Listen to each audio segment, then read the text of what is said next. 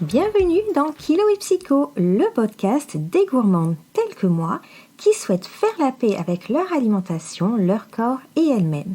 Je suis Myriam Felvia, psychologue et master coach en psycho-neuronutrition et je t'accompagne dans cette nouvelle démarche où les restrictions laissent la place au plaisir de manger et à la bienveillance. Est-ce que tu es prête pour le changement ? C'est parti !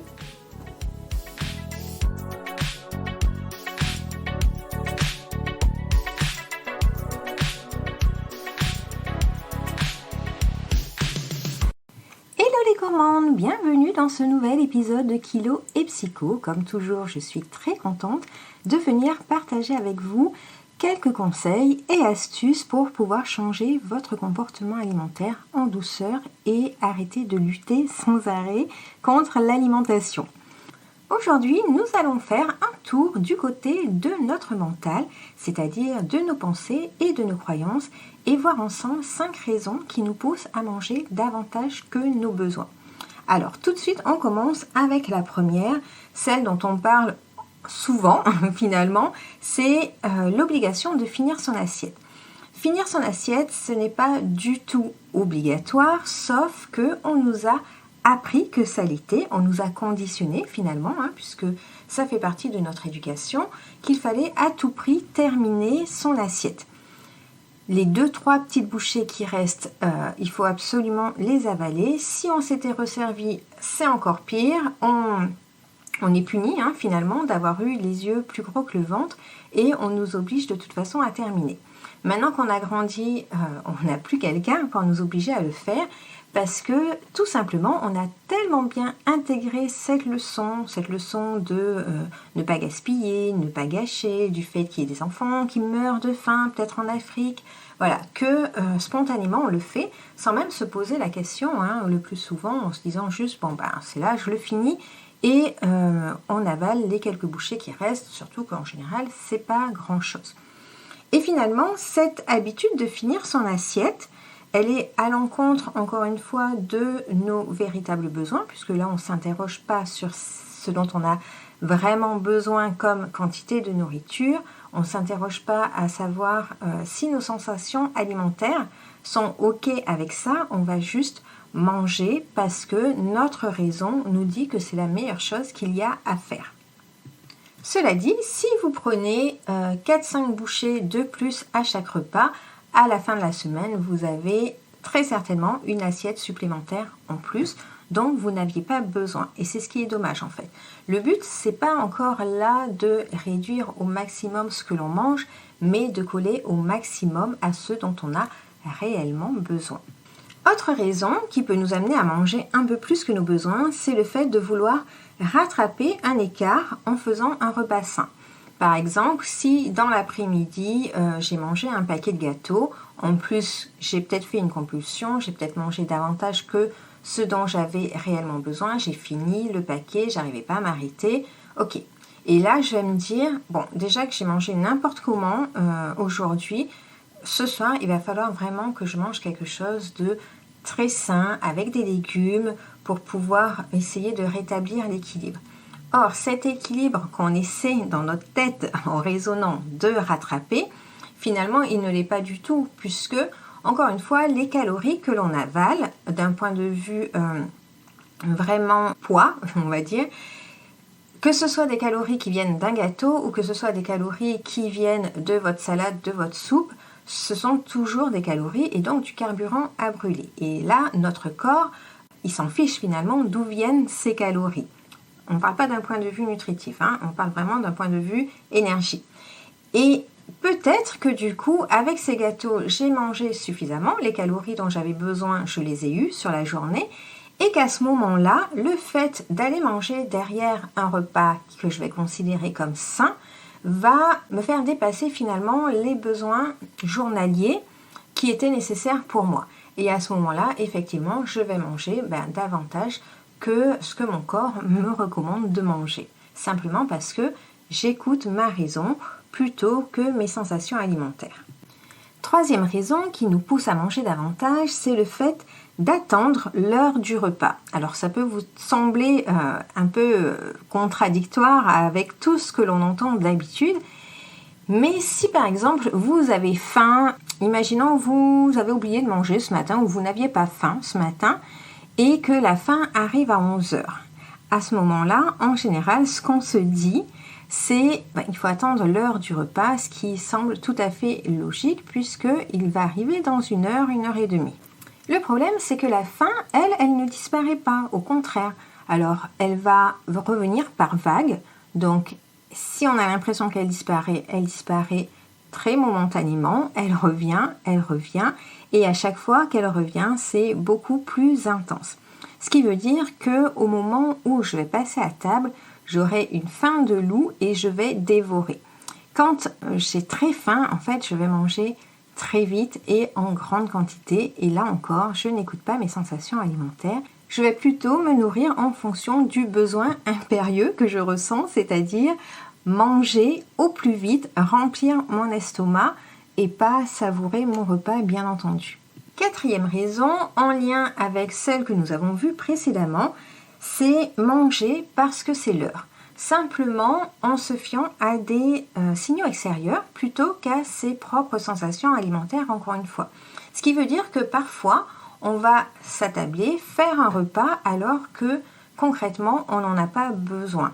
C'est-à-dire qu'on est tellement dans l'impératif que nous a donné entre autres la diète culture de devoir manger absolument 3 repas par jour qu'on va même plus s'interroger sur le fait est-ce que j'ai vraiment faim et est-ce que j'ai besoin de ce repas ? Juste, on va se positionner et puis on va manger comme tout le monde parce que c'est l'heure du repas. Or, peut-être, si vous le regardez bien, et c'est ce que je vois souvent avec mes coachés, qu'il y a certains repas qui ne sont pas nécessaires pour moi. Par exemple, beaucoup de mes coachés ne mangent plus le matin parce que c'est OK pour elles. On n'est pas dans un jeûne intermittent. Attention, on est vraiment loin de là. Je ne veux pas vous mettre des règles supplémentaires au niveau de l'alimentation. C'est vraiment aller m'interroger et voir ce qui est OK pour moi. Et ça ne veut pas dire parce que je n'ai pas mangé le matin pendant 1 semaine, 2 semaines ou 1 mois que ça ne peut pas m'arriver à nouveau d'avoir faim et d'avoir envie de manger un matin juste parce que j'ai faim ou juste parce que j'ai envie de ce qu'on me propose à ce moment-là. Donc, encore une fois, il n'y a pas de règles alimentaires et de choses toutes faites qu'on doit suivre absolument chaque jour qui se fait. De la même façon, ce qu'il y a dans votre petit déjeuner, par exemple le matin, ce n'est pas obligatoire que ce soit tous les jours la même chose. Et enfin, 5e raison, mais pas des moindres, c'est de ne plus avoir conscience de ses sensations alimentaires. Quand vous avez fait plusieurs régimes, vous êtes privé plusieurs fois, vous êtes déconnecté finalement de ces sensations alimentaires qui sont les signaux qui vous disent quand manger et quand vous arrêtez de manger.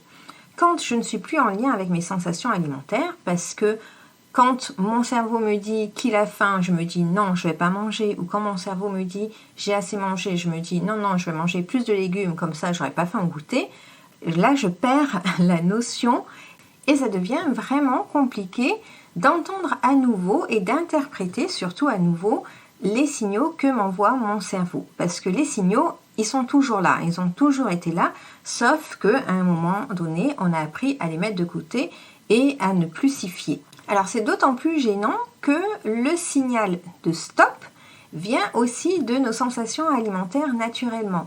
Or là, pour l'instant, très certainement que vous vous fiez à des signaux extérieurs, c'est-à-dire j'ai fini mon assiette, elle était bien remplie et là je peux m'arrêter, je pense que j'ai assez mangé. Mais concrètement, est-ce que vous avez assez mangé? Est-ce que vous avez trop mangé? C'est quand même difficile de le savoir parce que contrairement à ce que vous croyez, on n'a pas les mêmes besoins tous les jours. Souvent, quand vous êtes dans un régime ou un rééquilibrage alimentaire, entre guillemets, vous allez vous fier au nombre de calories en vous disant que chaque jour, vous avez droit à tant de calories. Seulement, notre corps n'est pas une machine et selon les jours et selon les activités différentes qu'on peut avoir, nos besoins vont être différents. On peut avoir très faim un jour et puis avoir moins faim un jour. Et c'est OK et c'est très bien comme ça. Et notre cerveau fait d'équilibre et ajuste en fonction de nos besoins et de nos dépenses énergétiques. Mais si vous êtes persuadé que ce n'est pas ainsi que cela doit fonctionner, vous rajoutez encore des grains de sable dans la machine qui vont faire que votre comportement alimentaire va être déréglé et qu'il ne sera plus ajusté aux besoins de votre organisme, alors que logiquement les choses se font tout naturellement. Ce que j'aimerais que vous compreniez vraiment ici à travers les 5 raisons que je vous ai données, c'est que l'alimentation n'est pas un processus mental, quelque chose que vous devez réfléchir, calculer, mais plutôt quelque chose que vous devez vivre, ressentir et ce avec plaisir. C'est pourquoi c'est important vraiment de reprendre en main votre comportement alimentaire, c'est-à-dire pas dans la lutte, mais dans le « je m'écoute davantage et je vais vraiment faire ce dont j'ai besoin ». Et si vous avez besoin d'aide justement pour faire ce processus et pour changer de voie, n'hésitez pas à nous rejoindre dans Mincir avec plaisir. C'est un programme extraordinaire dans lequel j'accompagne les femmes sur le long terme. On est à vie finalement. Vous pouvez venir en coaching autant de fois que vous le voulez. Les coachings de groupe sont tous les 15 jours et j'accompagne les femmes à changer leur relation avec l'alimentation, avec leur corps, mais aussi avec elles-mêmes. C'est très important pour moi de vous accompagner aussi sur le côté psychologique, puisque l'un ne va pas sans l'autre. Je pense que j'en ferai d'ailleurs un épisode de podcast, mais c'est hyper important. Finalement, quand on fait des choses qui sont en accord avec nos besoins, que ce soit alimentaires ou que ce soit nos besoins personnels, la vie est beaucoup plus sereine. Forcément, ça se ressent aussi dans notre façon de manger. L'objectif aussi dans Mincir avec plaisir, c'est retrouver son poids de forme. Le poids de forme, c'est celui que vous maintenez naturellement sans effort. Et là-dessus, certaines coachées ont déjà perdu plus de 20 kilos. Alors attention, le poids de forme n'a rien à voir avec votre poids idéal que vous avez en tête. On met vraiment l'accent sur la sérénité et arrêter de se prendre la tête avec la nourriture pour manger les justes portions par rapport à nos besoins. Et comme le plus souvent on mange davantage que nos besoins, notre poids se réduit de façon naturelle. Voilà! Donc, je vous mets le lien en barre d'infos. Si jamais vous voulez en savoir plus, vous pouvez aussi me contacter sur les réseaux sociaux. Je vous fais de très gros bisous et je vous dis à très bientôt!